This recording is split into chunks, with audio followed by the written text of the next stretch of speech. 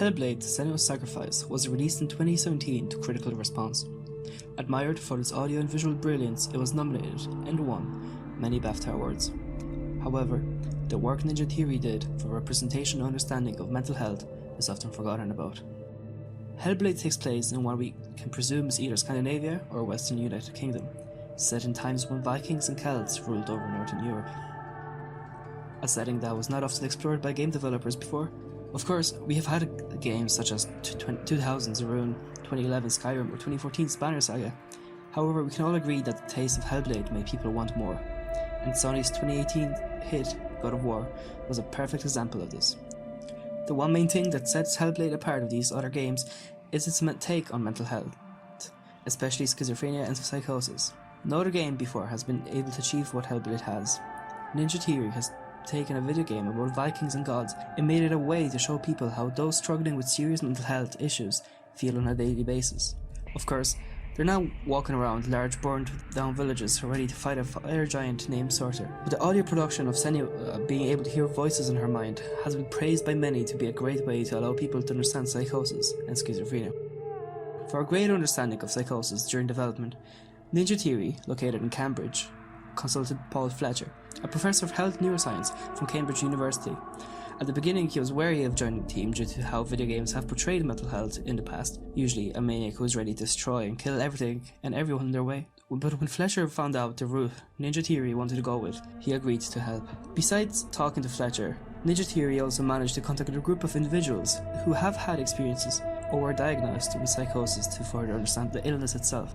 Fletcher once said in an interview that post-launch both he and the Ninja Theory team received many messages, emails and letters from people thanking them for creating Hellblade, as it allowed them to finally have a physical way to convey how they feel and what they have to deal with. Quote, "So many people sent messages to the Ninja Theory team and to me, commenting how they now had a physical, tangible slice of altered reality that they could share with people that they were desperate to communicate with. I'd love to devote some time to discussion and to considering ways in which some of this experimental repository might have created to aid communications in battle isolation. Perhaps this is fanciful, but it could perhaps supplement an online discussion resource, anonymous or otherwise." End quote. What began as an 18-month project turned into 3 years of studying mental health, whilst also developing an amazing fantasy experience that kept you at edge of your seat throughout the whole game, rarely giving you any time to feel anxious and be able to relax. Senua was definitely not just an empty shell used to show of Ninja Theory's accumulated knowledge on mental health. She has a journey, both within her own mind and in the real world. We can presume that her village was really attacked and the love of her life was taken away from her.